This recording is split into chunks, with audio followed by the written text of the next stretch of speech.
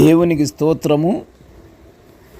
అనుదిన దేవుని వాక్యము ధ్యానమనక ఈరోజు 2024 సంవత్సరము జూలై నెల 23వ తారీఖు.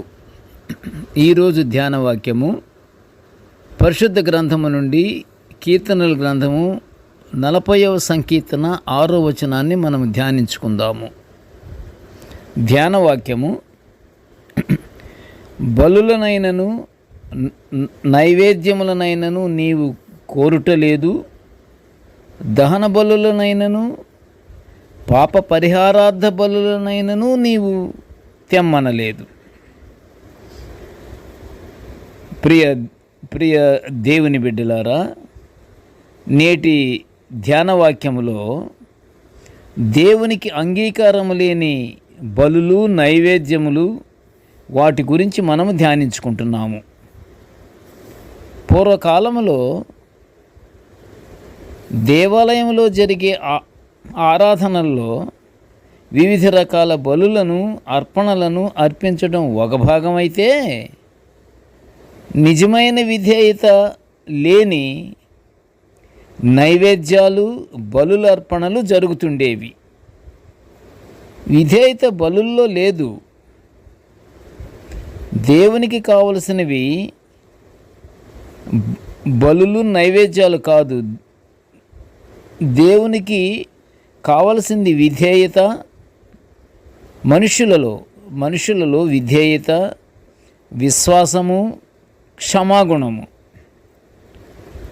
ఈ మూడు దేవుడు మానవుల నుండి కోరుకుంటున్నాడు. ఒకడు దేవుని ఆజ్ఞను గైకొనుట వలన యెహోవా సంతోషించున్నట్లు, ఒకడు దహన బలులను అర్పించటం వలన ఆయన సంతోషించునా అని సమూయేలు ప్రవక్త తన మొదటి గ్రంథములోని 15వ అధ్యాయము 22వ వచనములోని ప్రవచనము మనం ఇక్కడ చూస్తున్నాము. నిజమైన విధేయత బలుల్లో మాత్రం లేదు. అది ఇందాకనే ఈ మాట మనం చెప్పుకున్నాము. విధేయత అనేది ముఖ్యమైన ఈ యొక్క విధేయత బలుల్లో కానీ నైవేద్యాల్లో కానీ ఎట్టి పరిస్థితుల్లో లేదు.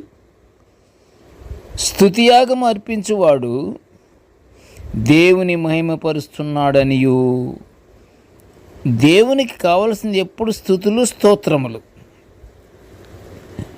నిత్యము స్తుతి స్తుతి స్తుతి స్తుతి.